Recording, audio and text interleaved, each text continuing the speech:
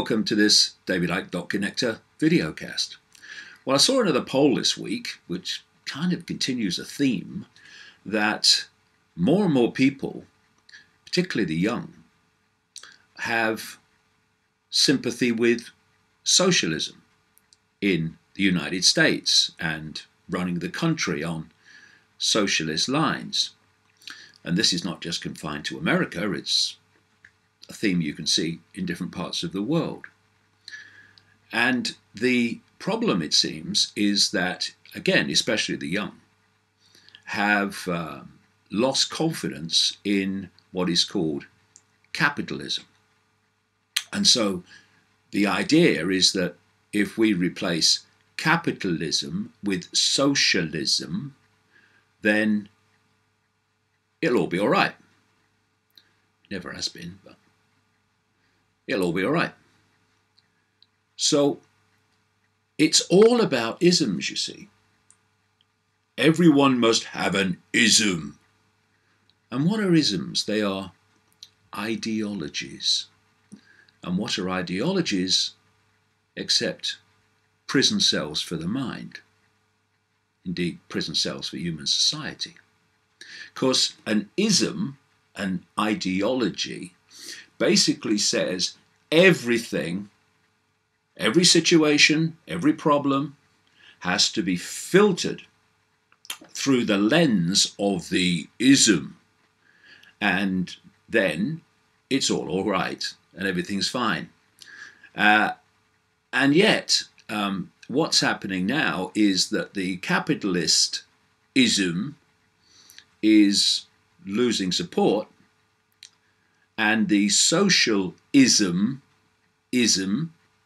is gaining support, certainly according to these polls.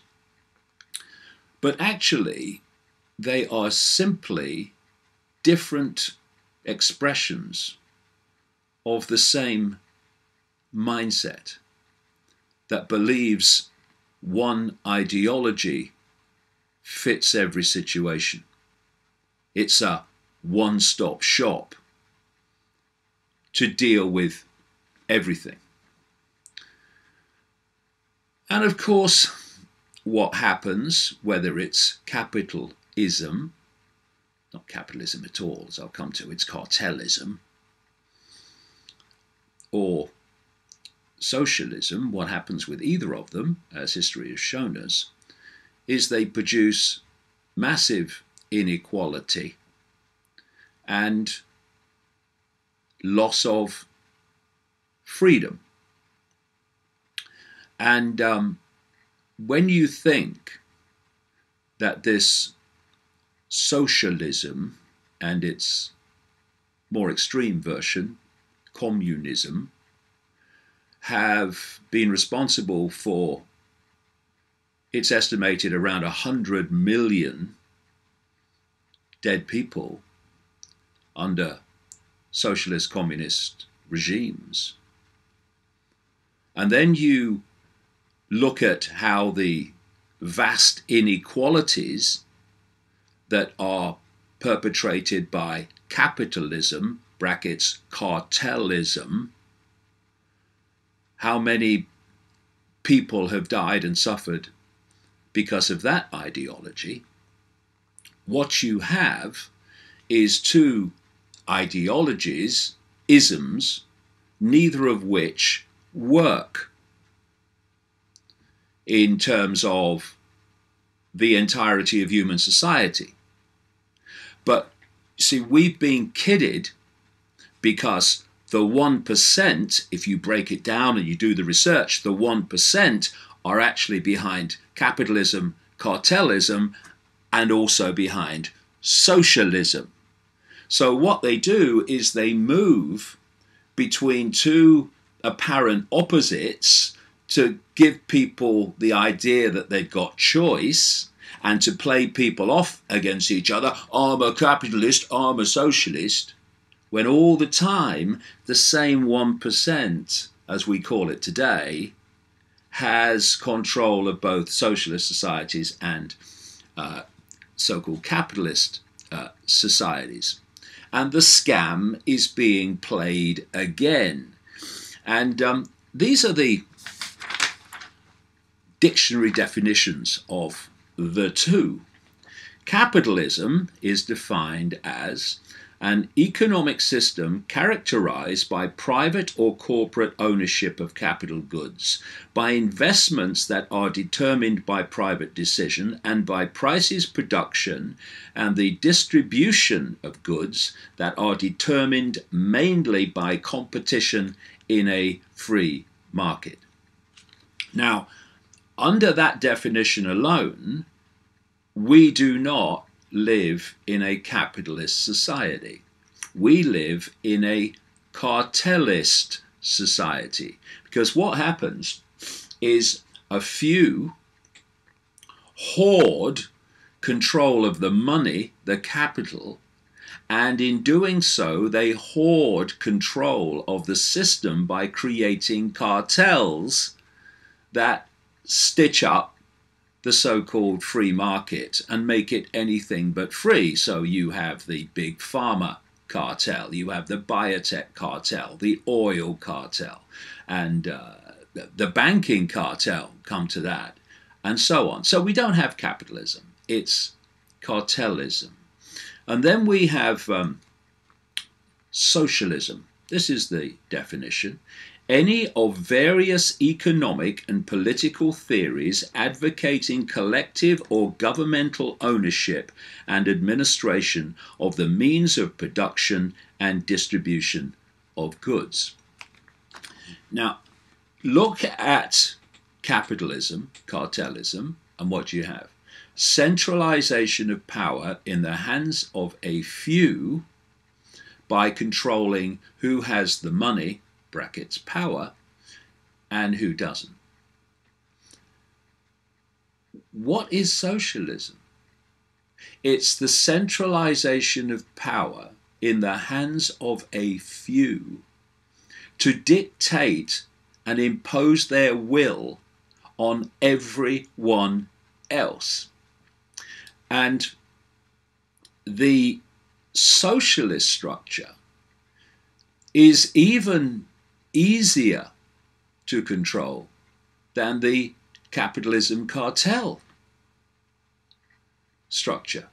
Because with capitalism cartelism, you have to hoard the money and build corporations and grab more and more of markets so you control them and so on.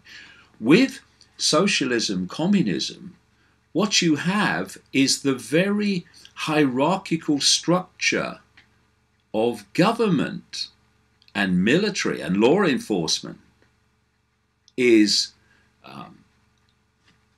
laid out so the few dictate to the many and control law enforcement to impose that will upon the many who don't want to have their lives controlled by a gang of dictators. So what both of them are, and what all isms are, whether they're religious isms or political isms, is dogma. Dogma, definition. A principle or set of principles laid down by an authority as incontrovertibly true, the dogmas of faith, for instance. A fixed, especially religious belief or set of beliefs that people are expected to accept without any doubts. Anybody recognize that? That's what's happening to the world today. This is how this socialist society of central control is being introduced step by step, and young people through the schools and universities that I'll come to are being programmed and indoctrinated to believe in it without seeing what it's done when it's been tried.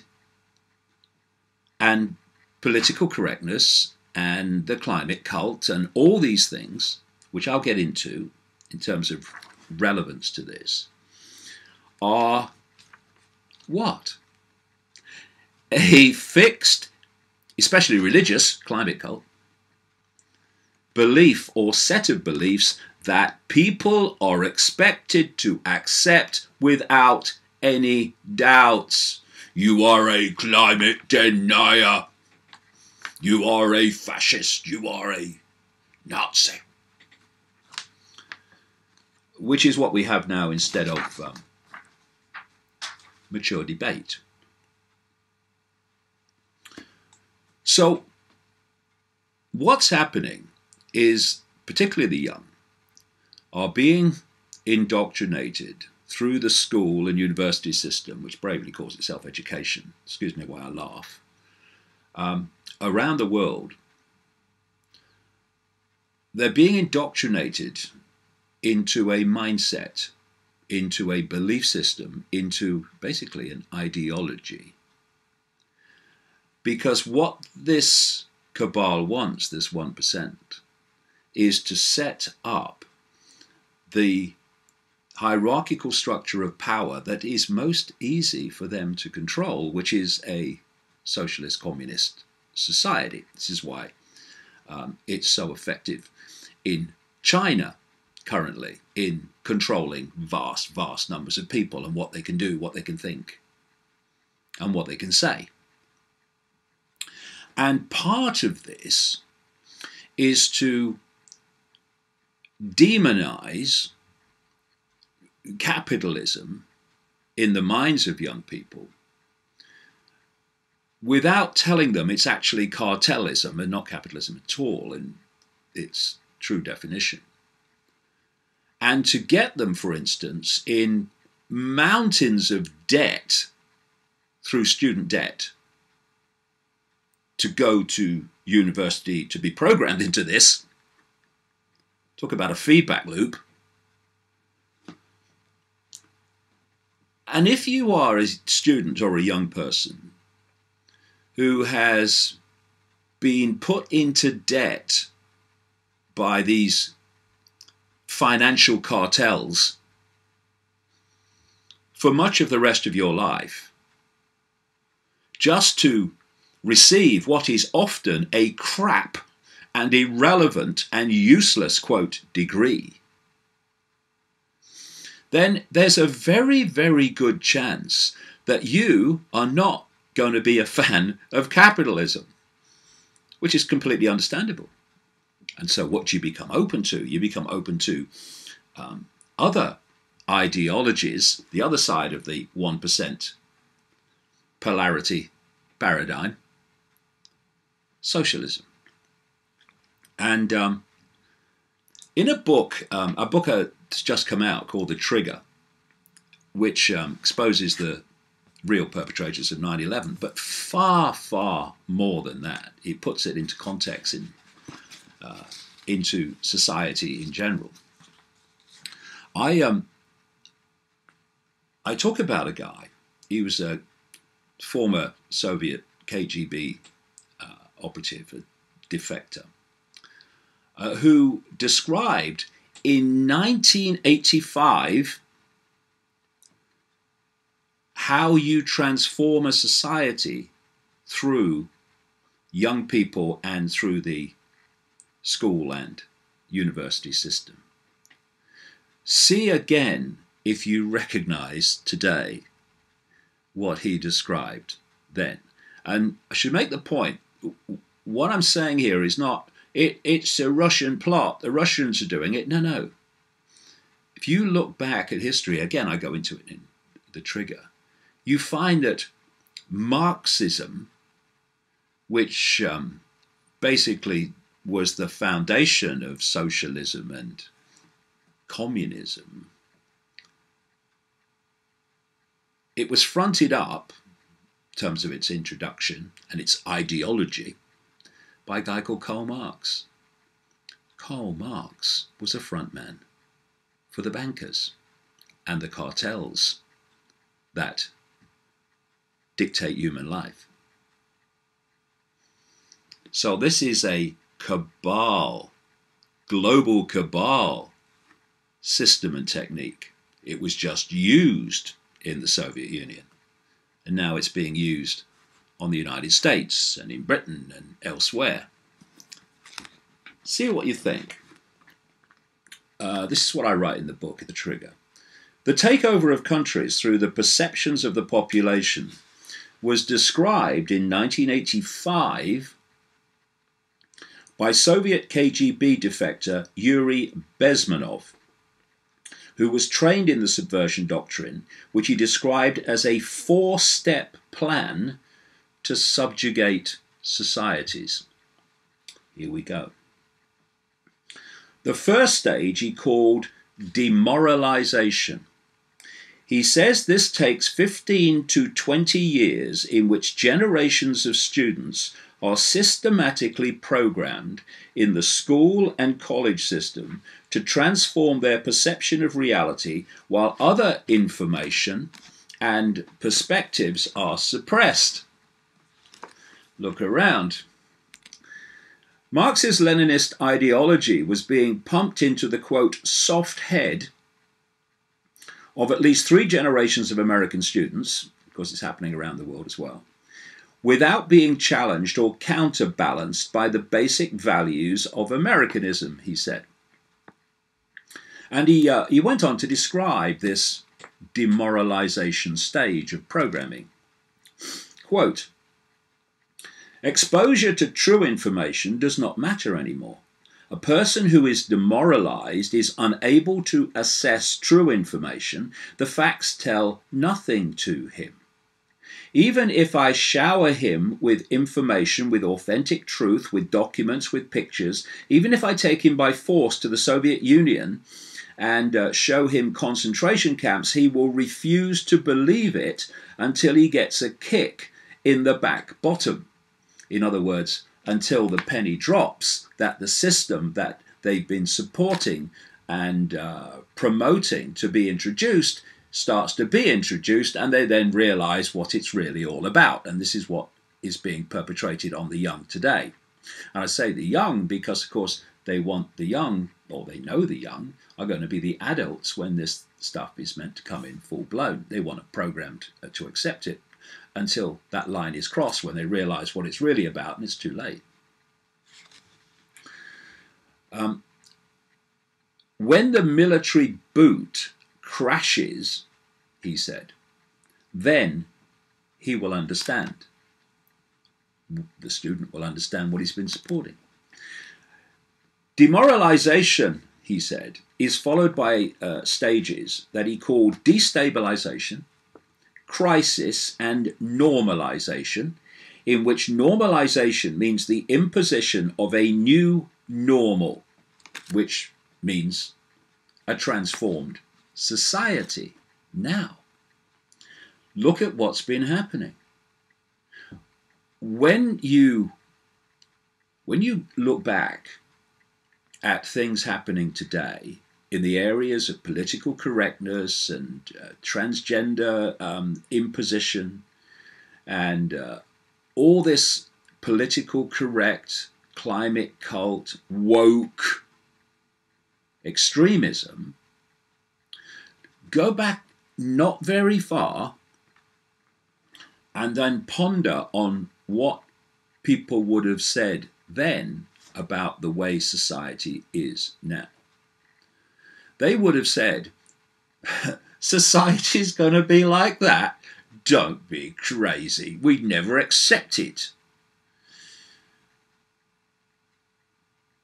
We have. That's how society has become what it's become, and you see nothing yet if we go on accepting it. So what we're experiencing, witnessing today is the normalization of something that's been planned and indoctrinated through the schools and universities year after year after year. It says here a poll of American 18 to 24-year-olds in early 2019 found that 61% were open to a socialist society. And there's been other polls that basically support that theme. Once the programmed promoters have played their part as essential pawns, they would be, quote, lined up against the wall and shot, Bezmenov said. They think they will come to power, but that will never happen, of course. Of course.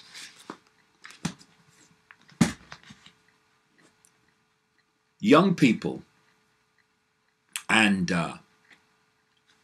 the woke generations are being systematically manipulated to promote, demand, and press for a society they think will be based on fairness, when it's a society designed to delete the freedom in its entirety of the rest of their lives and their children's lives, etc. And these polls suggest that a significant number of people are falling for it, and they need to wake up to what's going on before they cross the line into inevitability. And we're not far away.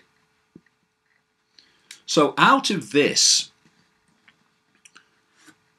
whole process of perceptual programming has come, and again, all these are elements, as I've been writing about for decades, of this cabal 1% agenda for the world.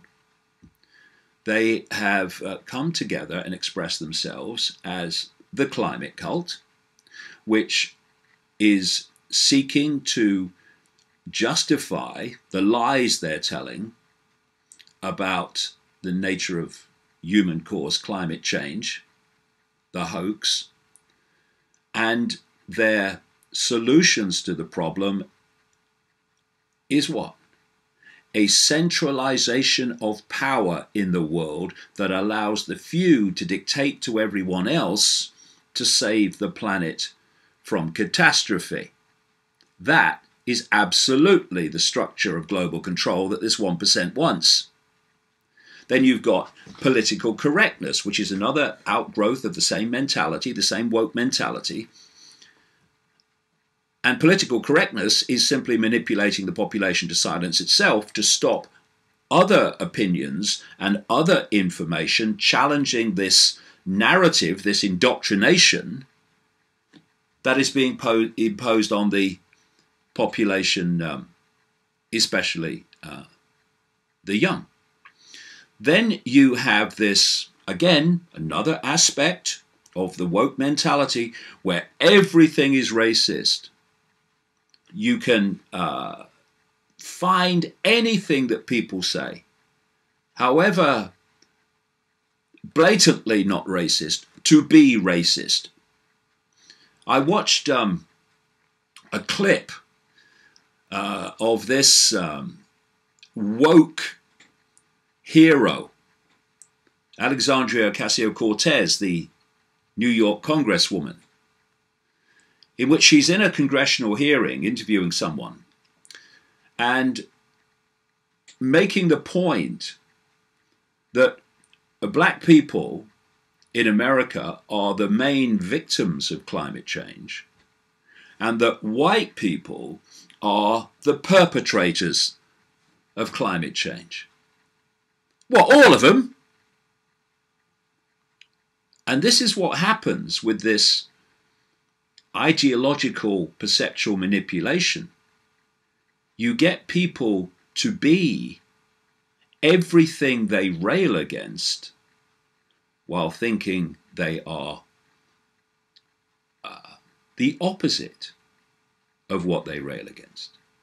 So it's okay to write off an entire race of people, white people, in one line, white people are responsible, but say something even the mildest of thing about other people, and you're a racist and a Nazi. This is confirmation of the scale of self-deception and mind control, perception control, to which so many have succumbed in this onslaught on their minds. And of course, if you're controlling the so-called education system, you've got control of what goes into those minds 5 days a week, week after week, month after month, year after year. Because what we call education is a programming operation. It's a perceptual programming operation. That's what it is. That's what it's there for. And then what you have is this thing called intersectionality. Because woke words tend to have lots of syllables. Intersectionality. And what that means, apparently, is that all these different aspects of woke, anti-racism, the climate cult, political correctness, transgender, all of it, are all connected. And the idea is that you, even though those different groups will have different opinions about different things and may not agree on everything, you get them to agree on a common enemy. The common enemy is capitalism, and the personification of that enemy currently in America is Donald Trump. So everything's focused there, and you have this intersectionality. We're all in this together. And what they're doing is creating this united group of groups to focus attention on changing society in the way they're being manipulated to change it, even though they don't realize they're being manipulated. They think it's coming from their own minds. And it's all based on narcissism, because the foundation of it all is to convince your warrior army, which you'll ditch when you get where you want to get, to convince them that they are right. I am right. And when you think I am right and there are no other possibilities, then suddenly the free speech of other people who want to articulate those other possibilities, well, they don't matter anymore. What's the point in them having free speech when all they do is say something that's not right? Because I am right and they're saying something different to me, so they must be wrong. What's the point in free speech? Someone said something about me once in a newspaper. What is the benefit of allowing him to speak, right? This is the woke mentality. And so what we've got now, this is how far it's gone in being absorbed. A poll this week, 51% polled believe that the First Amendment, which gives free speech to Americans, is outdated and needs to be rewritten to, quote, reflect the cultural norms of society. To reflect the normalization of the new society indoctrinated to replace the old one. Nearly half of those surveyed, 48%, believe that hate speech should be illegal, with half of those people considering jail time a reasonable punishment. The poll did not define hate speech, leaving it up to the respondent. And what they're doing, of course, is constantly expanding what is termed hate speech, and with each expansion, more and more free speech is deleted by dubbing it hate speech. Now, where do you find the destruction of free speech by making it illegal?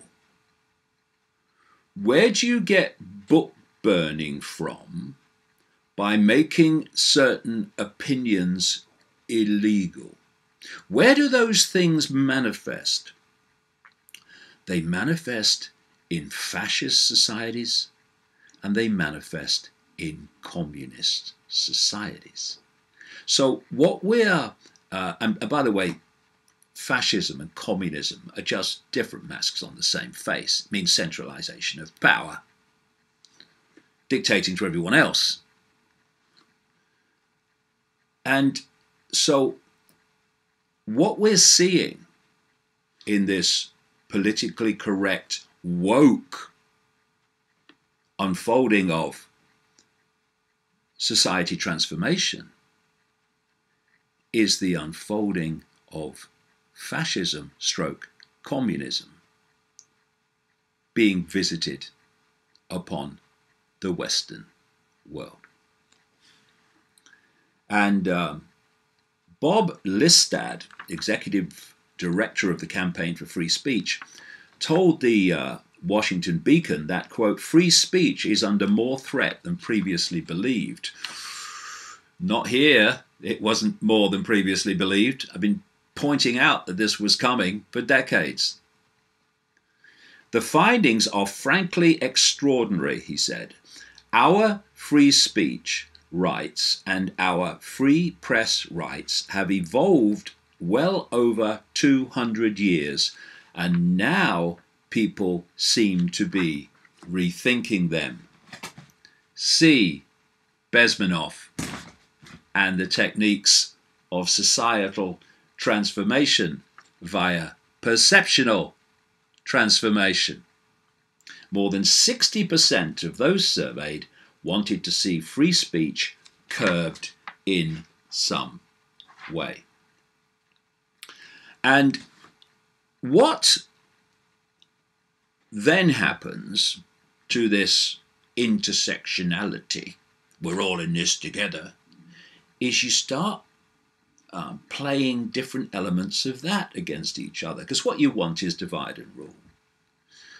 And the more divide you can instill, the more rule you have. So now what we're seeing is elements like feminism that were part of this woke coalition are now seeing their rights diminished and imposed upon by the transgender element of the woke coalition, not least in the area of women's sport, where people with male bodies who say they identify as women are taking part in women's sport with all the physical advantages and staggeringly sits back, can't believe it, gasps for breath.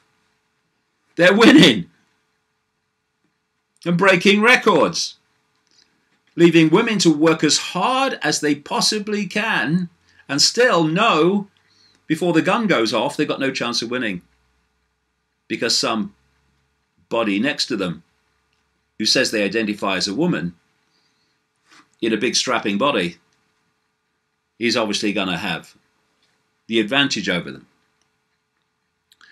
And eventually what happens is that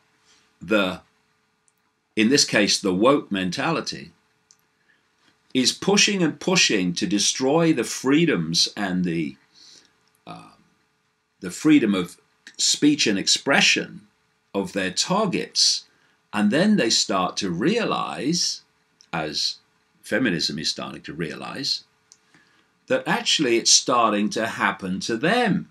And this is the process I was talking about earlier, where eventually you reach a point where everything this group has demanded happens to other people they don't agree with starts happening to them. And ideology is basically black and white, sees the world through black and white, because the ideological filter decides opinions, actions, and outcomes on the basis of the ideology, no matter what area of society you're looking at. And so with capitalism, cartelism, what you have is the imposition of that ideology by controlling money and the flows of money.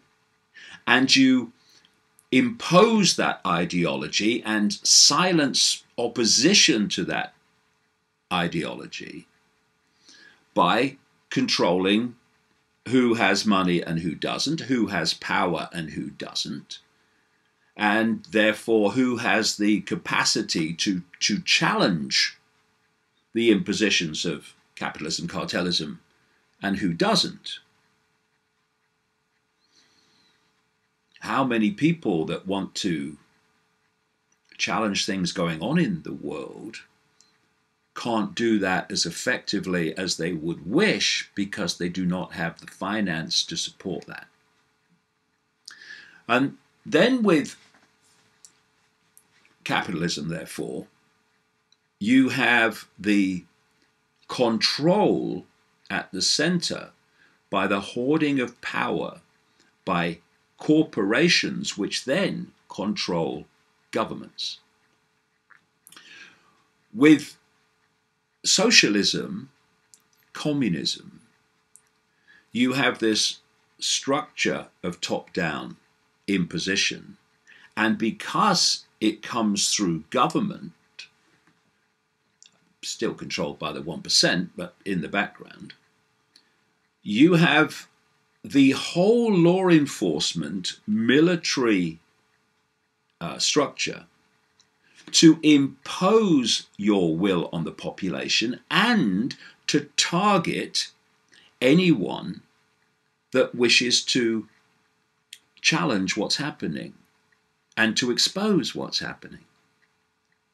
So if you look at Soviet Russia, you look at China today, etc., and wherever this ideology has been imposed, you see this structure whereby the government says this is how it is, and anyone who says, actually, I don't agree with that, is silenced, even to the point of disappearing.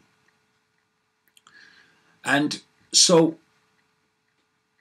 what we have is ideology, and what we don't have is what we so badly need to sort all this out, and that is empathy. Never mind political structures and hierarchies. Empathy.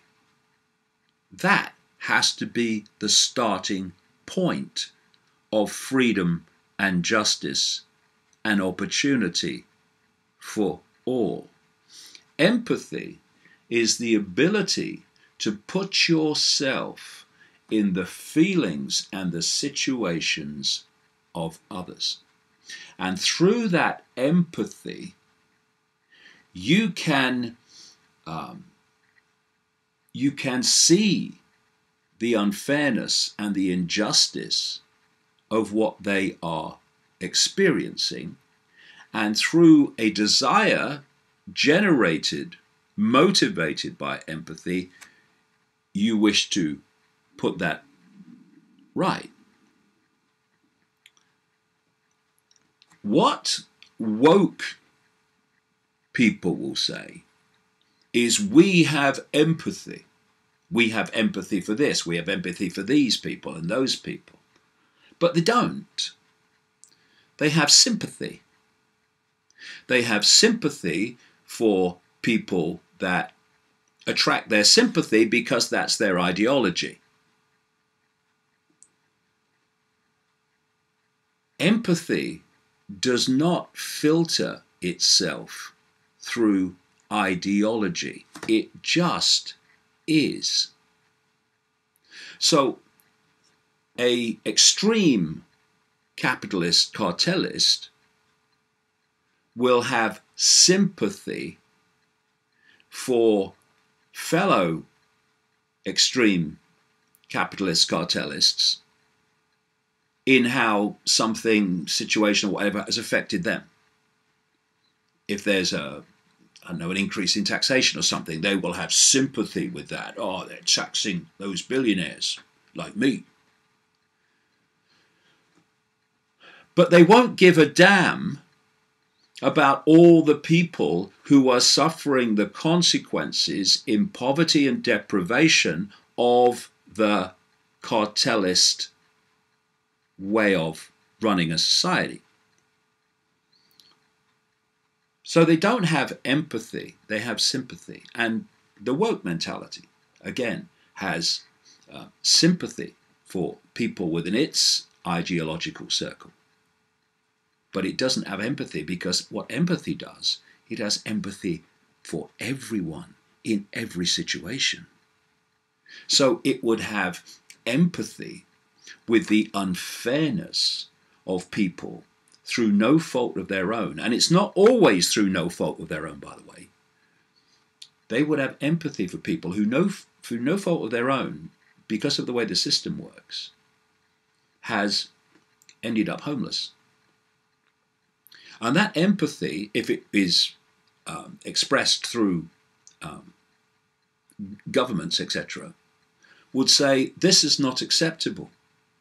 We can't have a situation where we are spending billions and trillions on the military and killing people, while people are living in the streets in Los Angeles and New York. Empathy won't allow that. Ideology will. Ideology will.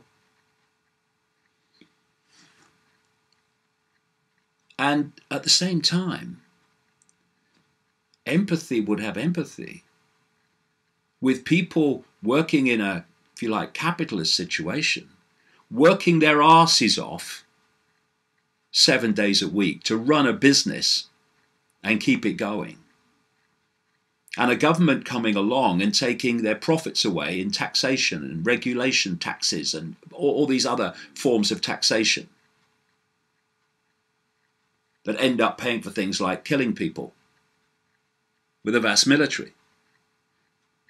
Empathy that would have empathy with homeless people would also have empathy with someone working their arse off trying to run a business and having their income from that hard work being taken by the government. Empathy is just that. It's empathy for every situation where there is unfairness and injustice.